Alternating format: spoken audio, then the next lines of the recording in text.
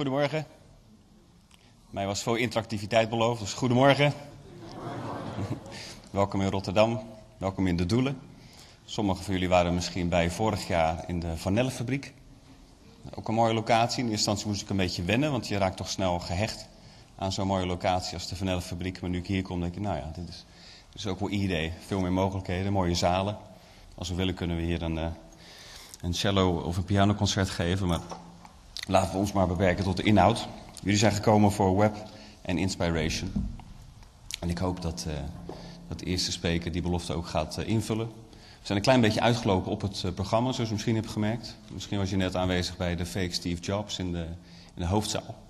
Geweldige vent, maar ik denk nog een aantal mensen van die zaal naar hier aan het lopen zijn. Ik wil vast de eerste spreker introduceren. Daarvoor schakel ik over op het Engels. De eerste spreker is Itai Kohavi. Mr. Kohavi, would you please approach the stage, please? And we've asked Mr. Itai Kohavi to share with us his thoughts on the future of publishing. Because his company, which is called WEbook, might be the Wikipedia for the book industry. And is that correct? Is your company the Wikipedia for the book industry, Mr. Kohavi? Hopefully. Hopefully, yeah. And have you written some books yourself? Yes, I wrote 2 novels and 1 children's book. 2 novels and A children's book. a children's book. Okay. You're going to tell us about that book? A little bit. A little bit. Okay. Well, you've got 40 minutes to inspire us. And ladies and gentlemen, Mr. Itai Kohavi.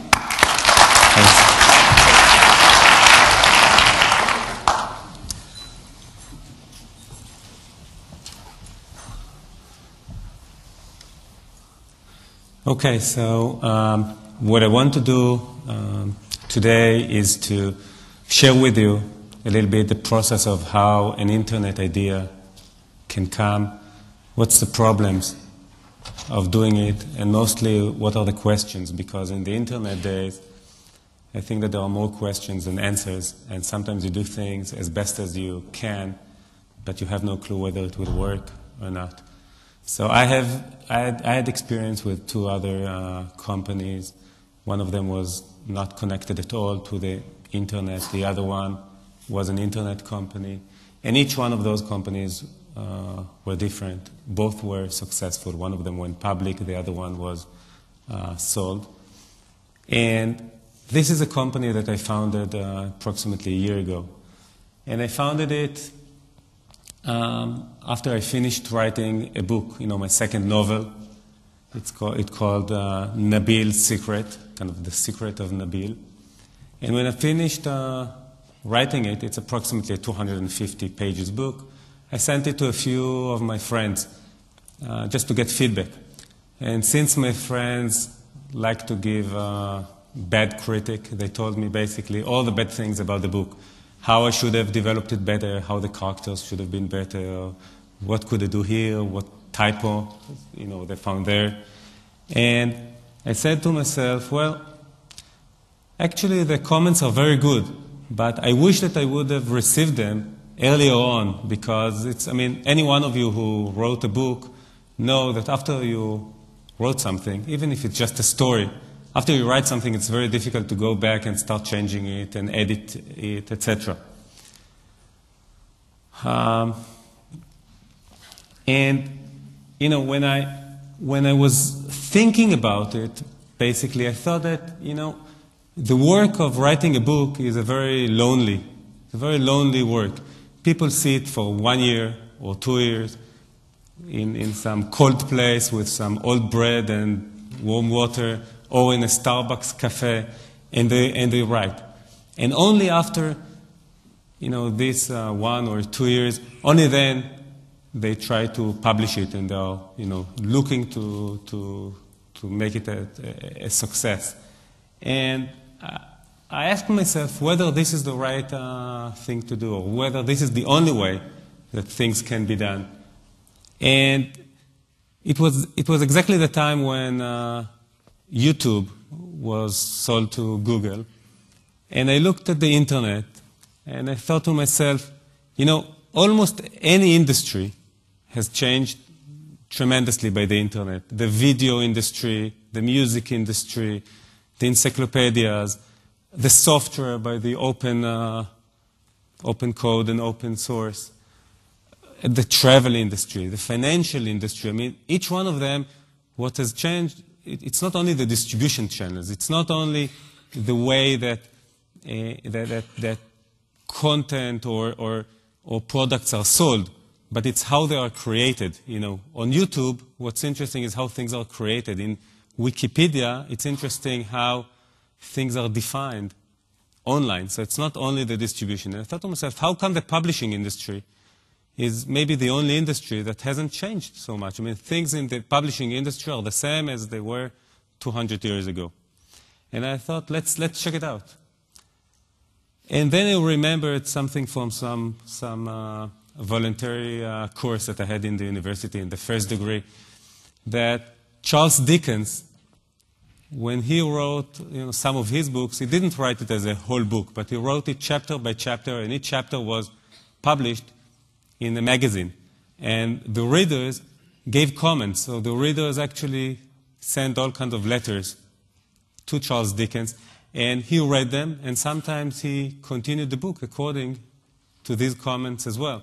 And there was even one nice event that is being described in the by the English departments of how one time in the middle of the action, in the middle of the book, when all the readers really wanted to know what will happen next, the boat that was supposed to bring the materials, the papers, the magazines on shore was stuck in some storm in the sea and couldn't arrive. And then finally, after it arrived, after a week, there were like 1,000 people that stood on the shore in the port, and they were shouted to the people on the boat, "Is little Nell dead?" I mean, they wanted to know if the main character is dead or not. So they were looking. So I thought to myself, hey, actually it's something that happened years ago when people, gave feedback and authors changed it accordingly. It's not something that, can happen only in the internet days. And I said, let's see what else can be changed by the internet in the publishing industry. And the way that the publishing industry works, at least in the States, in the United States, but in most places, is that after you finish writing a book, you send it to a literary agent. Then you wait for 3 or 4 months until you get an answer. Usually the answer is, the book that you wrote is really, really good, but it's not for us. Doesn't fit us. And that's it. I mean, you don't get any other answer. If you are very lucky, then you get an answer, okay, we sent it to a few publishers. And then you wait for another 3 or 4 or 6 months, and then you get a very polite answer. We really liked what you wrote, but we're not going to publish it because X or Y. And if you're really, really lucky, then the publisher takes it, they start to edit, they decide to put it sometimes in their release schedule, so it can be 3 years from now or 4 years from now. So finally, 4 years after you finished writing your book, maybe your book is going to be published. This is a process that is a complete opposite to how things work today in the internet world. It's not transparent. It's not democratic. You have no clue as an author what's going on. You're in the hands of some people that sits, in high buildings in New York City or somewhere, and they decide about your fate, and you have no control whatsoever. Your chances, if you have no connections in the publishing industry, and I mean, if it's your first book, your chances are 1 to 15,000 to get published by one of the good publishers. So your chances to get killed in a car accident every year is 1 to 6,000. So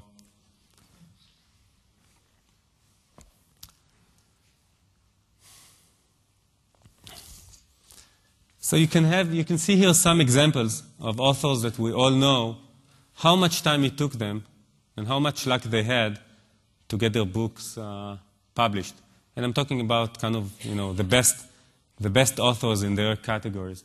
So to think about it, that Garcia Marquez walked for 7 years from one publisher to another.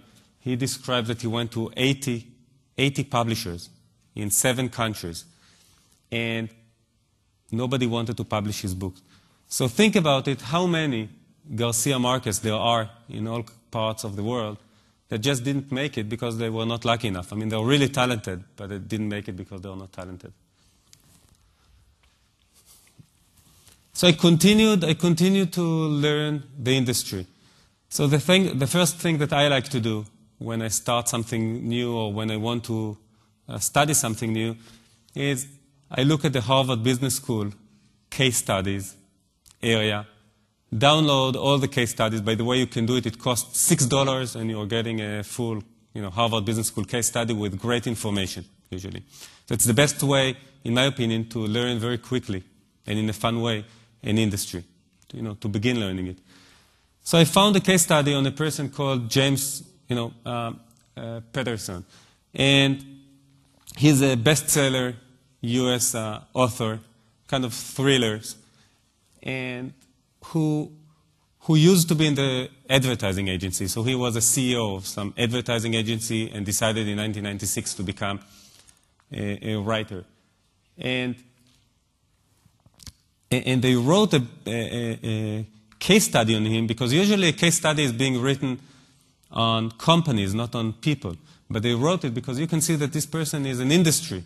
You can see that $120 million retail sales, I mean, this is not something that usually people sell. It's usually large companies sell.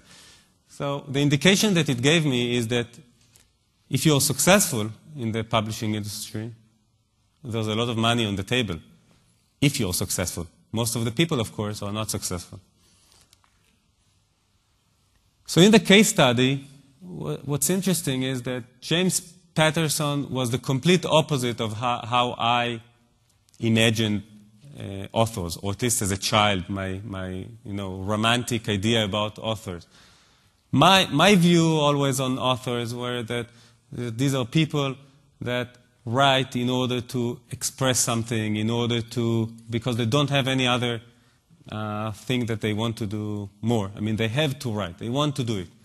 And James Patterson is looking at it as an industry. He's saying that he's looking at it as Henry Ford was looking at at a production line.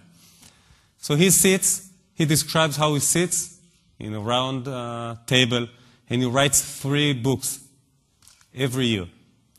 And he has like 17 projects, different projects that he considers as books. And he decides on 3 of them. He's using sometimes friends or other authors to help him write the books. But the books are always under the James Patterson name. So he's looking at it as a brand, that when people buy books, they know that it will be a very good book because the James Patterson name on it. Something else that I saw, that I found out, which is amazing, is that I saw it in the New York Times, and then I confirmed it, that in Japan started last year a trend of college students who write books, real books, with SMS, so with their cellular phones. So they actually sit in classes, they write it, in short pieces, and then another short piece, until there is a book. So a Japanese publisher took one of those books and published it in paper, hard copy, and it sold 1.3 million copies. A few other books in Japan were on the best-selling list last year. It's amazing. I mean, it's completely the opposite of how we know that books are made. By the way, regarding this book, of course that most of the English professor and literature professionals said that, it's garbage. It's not good enough. The vocabulary is not broad enough. The characters are not deep enough. But the fact is that 1.3 million people bought it.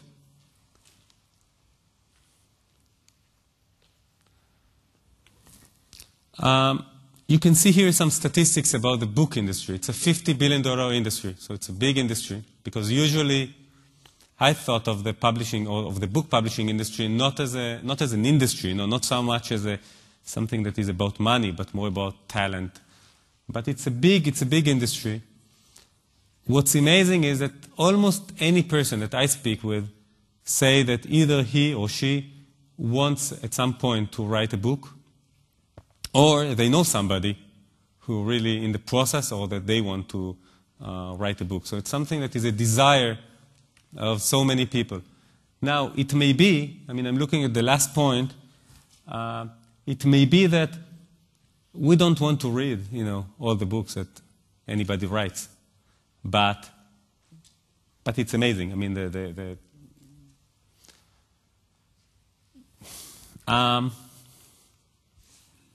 So the first thing that I did, so I said, okay, it looks like it makes sense to establish a company, to start a startup.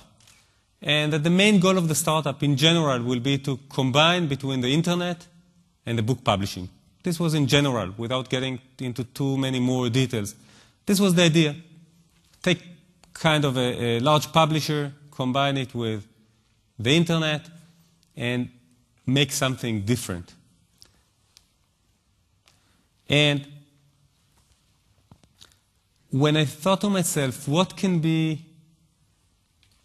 what do I want? What do I want to have in this company, regardless of specific features or specific, the way that it's designed, or before the revenue model? I thought, first of all, that I wanted to be really democratic. So by saying democratic, I don't want to be the one who decides for people what is a good book and what's not a good book. I want the people to decide about it in some way that will enable the quality to be also good. I wanted it to be transparent so that people will know every second exactly the status of their book. If it's on the right way, if it's not on the right way, if they have good feedback, if not, if people are interested in that or not. I wanted basically that if somebody, if there is a poor lady, 16 years old, who sits in China, I wanted her, and if she's really talented, I wanted her to have the same chance to get published as somebody who is a known author who sits in in Beverly Hills. And I knew that I want a community that will be built in some way that will not be a junk. I wanted the community to be built of people who are quality people. I did not want only the kind of the space book, the MySpace type of community, as they started of the 14 or 15 years old girls that start just chatting.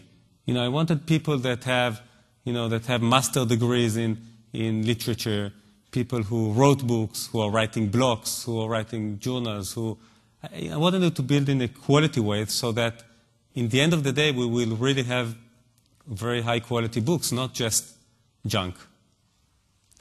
So, so what's the product that we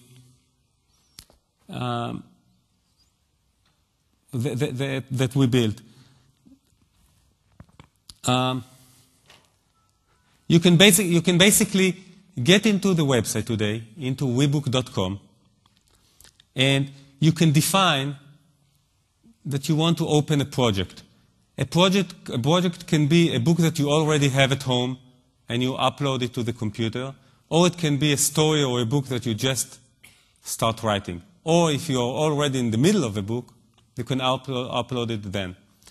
Then the next thing that you can do is you can define what do you want to do with it. Do you want to write it completely alone, or do you want to invite your mother and 2 friends just to see it? Or do you want actually your mother and 2 friends also to be able to give you comments and feedback? Or do you actually want your friends to be able to write it as well? So I'm saying to write it as well. It can be a long novel, or it can be a collection of stories. So let's say that you have a great idea of writing a book about divorce. a great idea, about divorce. And you want to invite your friends to give all kinds of stories from their real divorce life, how they told the children, and what was the reaction of children, and what to do and what not to do. And you want to build a collection of suggestions like this that will be one book of the, from the people to the people. So it's not just something that a guru is writing or some psychologist is writing, but it's kind of real stuff that people write. And you're the project leader, and you want to invite them to do it. So you can do that. Whenever you want, at whatever point that you want, you can decide that the project will stop being private, meaning that you open it to the whole community and you request feedback or opinions from the community. If you want, you don't have to do it. Thereafter, whenever you feel that you're ready, you can put this book for publication. So you can submit it for publication, and then there is a voting period that people in the community vote, and we get thousands and thousands of votes on the books that have been submitted on WEbook. And when you get the votes, the top 10% of the votes are the one that we considered for publication. So actually, the community is the one who selects what they want and what they don't want.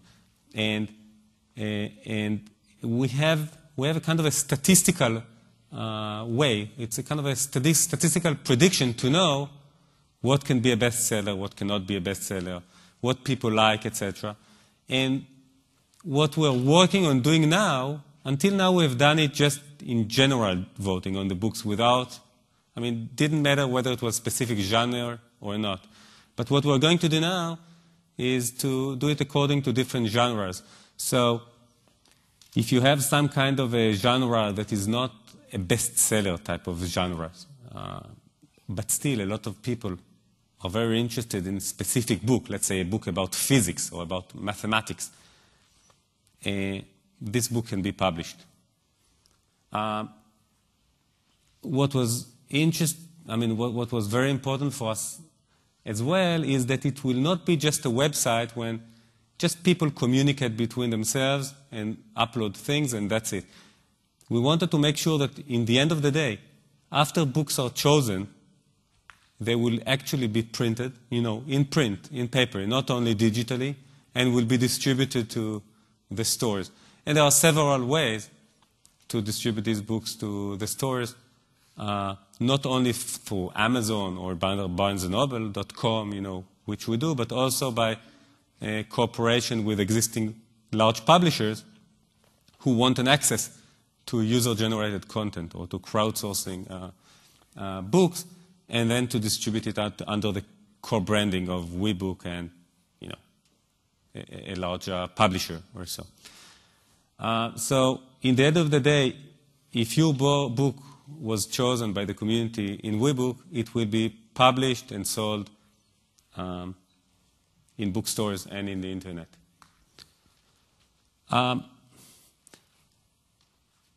One of the things that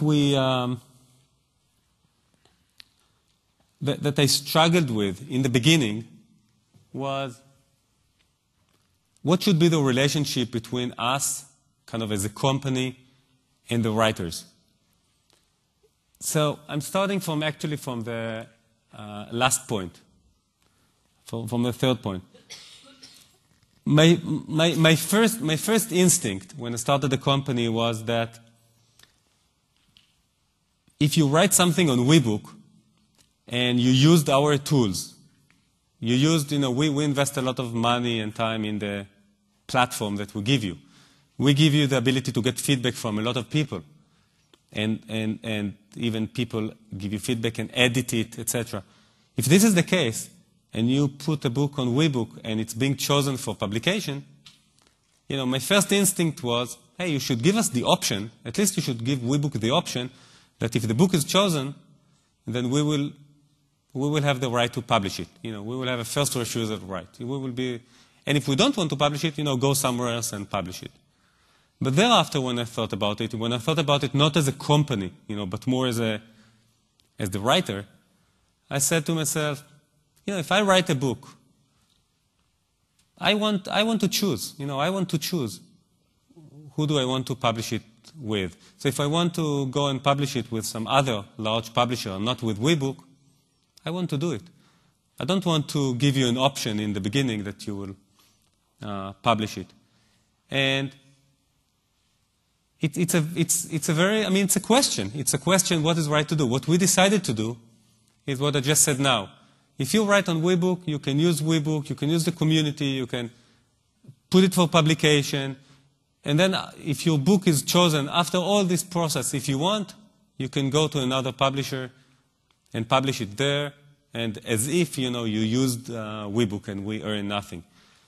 But I think that we earned a lot. I think that we earned the trust of the writer, that WEbook is a place that is a channel, that through this channel books can be sold. I believe that if we're not good enough in the distribution side and in the selling side, if we're not good enough in proving to the writers that their books can be bestsellers for WEbook, then we don't have a right, to request them to publish with us. We should be good. We should be good in this. And therefore, we will gain the trust of the writers. So, and what we have seen until now is that all the writers that wrote on WEbook and submitted their books for publication, and those books were chosen, decided to go and to publish it with WEbook and not to try to look for third parties. The second point here is how much you pay royalties, to the writers, how much you keep for yourself. And what we decided to do was the simplest thing, revenue share of 50-50. 50% of the profits will go to the writers, 50% will go to us. We thought that it's simple, it's clear, it's according to the way people like, and that's what we're doing.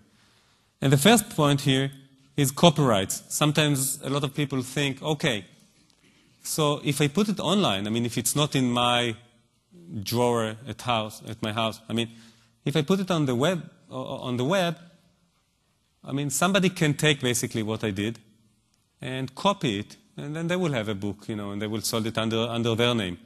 But actually, the advantage of the internet is that once you uploaded something, once you put it, it's already recorded under your name, so it's yours.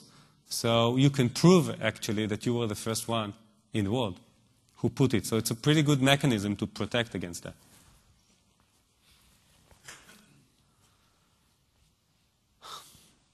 Something else interesting that we found out along the way is that there are basically two general types of writers or so. There are people who are extremely talented in writing. They know how to write very well. They have a very great vocabulary, easy hand in writing, but they are not very creative. So they don't have really very good ideas, but they know how to write very good. On the other side, on the other hand, there are people that are very creative. They have great ideas. I'm sure that in this audience, a lot of you believe that they really have great ideas for books and for stories, etc. But either they don't have the talent to sit and write them really nicely, or they do have the talent, but they don't have the time. It's a hard work now. If you have great ideas to start and start writing them for a year, it's a hard work. So, but if you combine, if you can find, if you're someone who has great ideas, and you can find somebody else who doesn't have great ideas, but who really likes to write, and you work together, the book that is made out of it is a combination of the best of everything, which is pretty good. It's pretty nice. In addition to this, if you think about it, in most of the other arenas of life, we do believe that brainstorming is a good mechanism to get better results. When we sit in management meetings and we sit 8 people around the table, and each one of us kind of throw an idea and all kinds of suggestions. In the end, we feel that the end result is better. It's the same thing about a book. If you can get if you can get a lot of feedback and a lot of help from people, and you can decide. I mean, it's you that decide if it's, if you want to include it in the book or not. You're the project leader. You can decide. Then it's pretty nice. Another question is about democracy and content. When I'm saying democracy, I mean, most of you know that, in the internet, everybody likes to talk about that everything is democratic and you let the people decide what to do, etc. But even in real life, even in real countries, democracy is not always perfect. I mean, you have the democracy of the United States, but if I want to, I don't know, to carry a knife or a gun to the airplane, the democracy will stop, So there are some rules. It's not perfect. Also, the socialism is not as perfect socialism. There are certain areas where the government controls what we can do, what we cannot do, etc. And the question is, what's the right thing to do in the internet? Is a community, is the meaning of that you have a community is that whatever the community decides, this is it, it's good. If the community decides about something that looks to professional people like garbage, is it good? Well, then the question is, why not? Who are those professional people that decides that it's garbage or that it's not garbage? Who decides? Are the professors, are the English professors that said that the Japanese SMS book is garbage? Are they the ones who are right?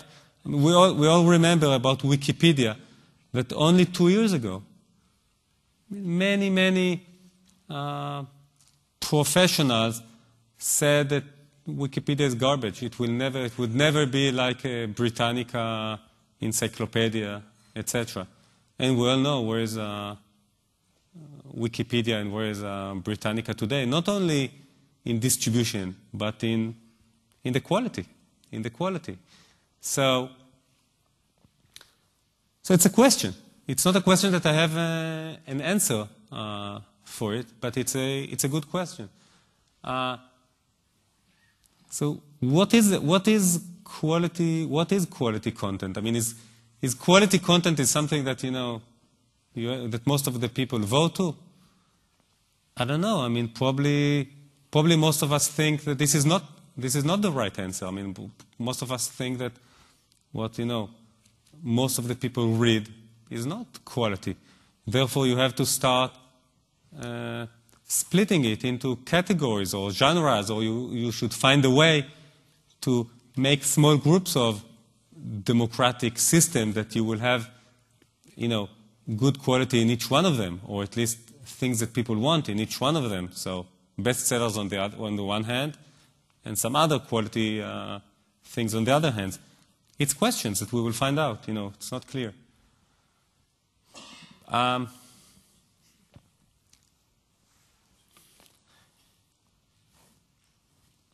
So there's also a big question about a website. Can somebody really build a good website, a good viral website that will grow really quickly by engineering it, by a very organized process? Or this is an art. There are some people, for example, the founder of ICQ, Yossi Vardi. He likes, he goes to a lot of conferences, and he likes to say that, building a good website is an art. It's like the way that Beethoven or Mozart created music. Either you have it and it's successful, or you don't have it and it's not successful. You cannot teach yourself to be Beethoven or Mozart. On the other hand, there are a lot of other people that, that say that, okay, if you took somebody who was a great director of, product definition in AOL and Google, and you take another great software person who worked for Facebook, and if you put them together with a third person who is this and this, they will manage to create a very good website that will be viral, that will grow very quickly, that people will like, etc.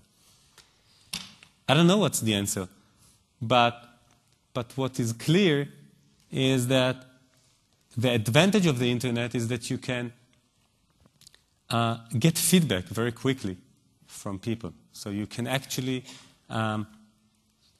you can make mistakes and correct them very quickly. You can ask people. I mean, it's not that you have to do small focus groups of 10 people and to get their feedback. No, you have a website that have a lot of people, you can do polls, you can ask people, and you have immediately answers on whatever you want. Another thing that is interesting, and again, it's a question.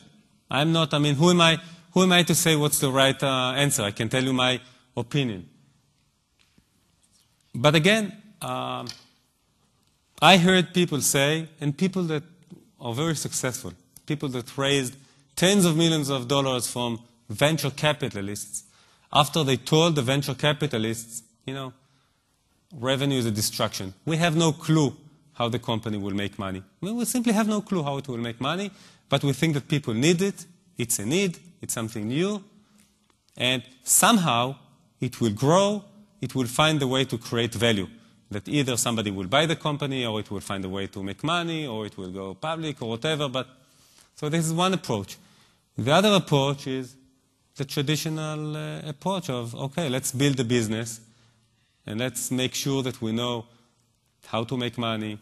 In our examples is how to sell books, how to make money with them, how to make advertising, how to provide all kinds of premium services to the writers, to the feedbackers, in order to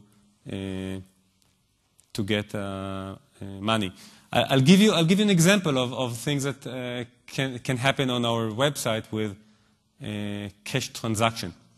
For example, if you have top feedbackers on the website, top feedbackers are people that people vote that they are giving the best feedbacks. They are really quality feedbackers.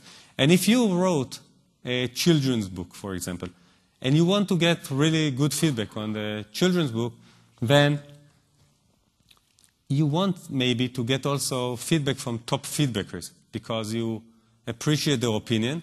But in addition to that, you know that if you get great feedback from a top feedbackers, more people will get to your projects, more people will read it, more people will vote for you, and have higher chances to be successful.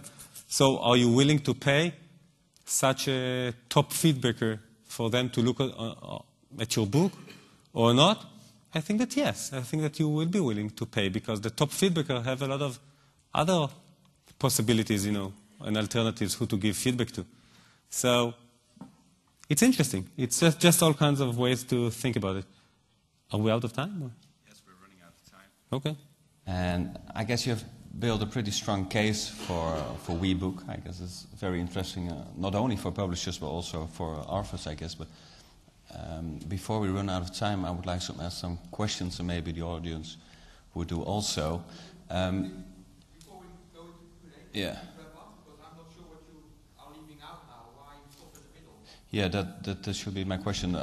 Did you bring also some examples from successful books from WEbook or interesting concepts? Yeah, so I had all kinds of other examples, but I'll go. So I'll go maybe to the. So WEbook just, beyond an idea, it opened to the public 4.5 months ago. You can see people like WEbook. We have over 500,000 unique visitors a month. A lot of projects, books in process on the website. There are 4 books that were already chosen by the community after the first voting cycle, and they will be published all in the next few months. WEbook just raised yesterday. Actually, yesterday we closed another round of financing and we raised another $5 million from 2 VCs, in addition to some capital that were raised a year ago. There are all kinds of cool things on the website, but I thought that I would have 10 more minutes, but I'll go straight to the questions. Yeah, and it should be probably a good idea if we can supply the audience with your whole presentation. Is it available for download? Yes, I will. Ja, oké.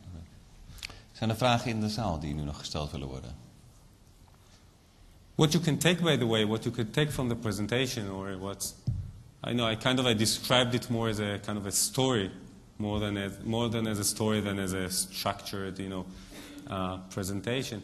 And the reason is that this is the way things usually work, and there are no answers. There are no clear answers to all the questions. But this is the way, in one way or another, this is the way that all the companies like Facebook and YouTube and other companies start. Some of them are, ends up successful, some of them are not. To any company like this, I'm sure that you have in your head now 20 reasons why something is wrong with this model. Why it will be a problem to make money out of it, why it's not good because of this and this. And on the other hand, you have probably 20 other things that you think that, hey, it's cool, it's interesting, it has a potential. It's like this for any company, that I know in these stages. But I would be happy to take questions if you have. Can you elaborate on your business model?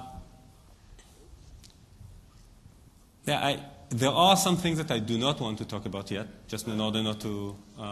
But the clear things, the clear ways are to sell books. So we're getting, 50% from the profits of the books. So selling books, selling a lot of books. The intention is to be a real publisher that sells hundreds of books every year. Hundreds of titles, and to sell millions of books, and to be kind of what JetBlue or Southwest is for the travel industry, to be the same thing for the publishing industry. When we sell books, each book that we sell, we actually know when we sell it that it's already break-even, because we have a very large community that touched the book, voted for it, and we're actually getting orders for the books, for direct sales of the book, before we even publish it outside of WEbook. So it's a pretty good model on this side. Okay, we have a question there at the top. Okay, as a writer, as a published author, I have a question regarding more specific the earnings model. So if you're saying 20% of the profit goes to the writer, given that about 40 to 50% goes to the retailer, another 8 or 9 goes to the company that supplies the ISBN number, that leaves you with about 40% of profit, minus your printing. So are we talking then 15% for the writer? How's that different from the usual earning model? I must say that first, it's not clear exactly. It's not clear cut. What will be the model? Looking forward in the publishing industry, kind of all the structure of revenues in the future. Because, for example, if you look at the Amazon Kindle, I'm sure that most of you know about the Amazon Kindle, the little electronic book reading device, like the Sony Reader, etc. So Amazon claimed that they sold already over 250,000 units on that. So the model, for example, what authors get on these devices are different. What authors get in book clubs are different from the regular distribution channels. Audiobooks has changed because of all the the change in the music industry. So what we are saying is that we do not know, we do not know in all the distribution channels that are opening up what exactly will be the exact percentage that will be left for WEbook and the percentage that will be left for the authors after all the calculations that you mentioned. But we do know that if we say that 50% of the profit, basically. Whatever happens, in whatever distribution channels that we use, if after all that, if 50% goes to the author and 50% goes to WEbook, we feel that it's fair. What do you think is your biggest market? Is that the professional writer or the amateur writer? Probably it's the people who are amateur now and will be professional after the first book that they will publish on WEbook. Exactly. Okay. We have a question here in the middle. When you started, how did you get people visiting your website? Could you again ask your question, please? And when you started with the website, how did you get people visiting your website? When we started with an alpha community. So we invited people that were kind of half amateur, half professional. I mean, students who finished, either students or people who already graduated from creative writing schools like in Columbia University, in Berkeley, and some other in Stanford. And we invited them. So we had like a group of 50 people that were really good, young people, who started to interact. These people invited some of their friends, and it grew to like a community of 500 people without us doing anything.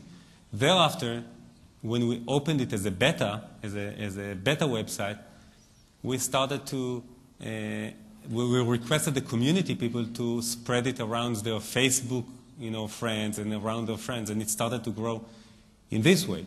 Thereafter, we started getting some great PR on the company. So there was a great article on the Forbes by fake Steve Jobs, speaking here, who wrote very good things about WEbook, in the Washington Post, in the New York Times, etc., which spread.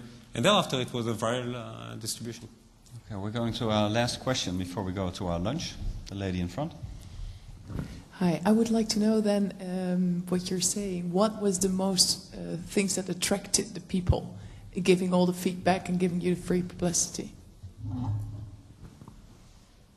The things that attracted the people to come and work on WEbook? There is no one answer, because people are not the same. There are people on WEbook that have the dream. I mean, they always have a dream to become a published author. This is what they want. They want this, and suddenly they feel that, hey, there is a way to accomplish that. So this is a segment of people. There's another segment of people that are in a period in their life that they are not really busy at work, for example. They love literature. They want to spend time around people like them, and just to be in an environment, to be in they view WEbook as a home for literature people, so they want to communicate between them. There are other people probably that coming from, to be, for example, they always wanted to be a New York Times book review, but nobody took them because, whatever, they just graduated, etc. Here they can be a New York Times book reviewer. They can actually review books, give feedback, decide. It's pretty nice. Okay, well, ladies and gentlemen, let's give him a hand. Mr. Itai Kohavi. Thanks. De volgende spreker in deze zaal begint om 1:15. En tot die tijd gaan we lekker lunchen met z'n allen. Eet smakelijk.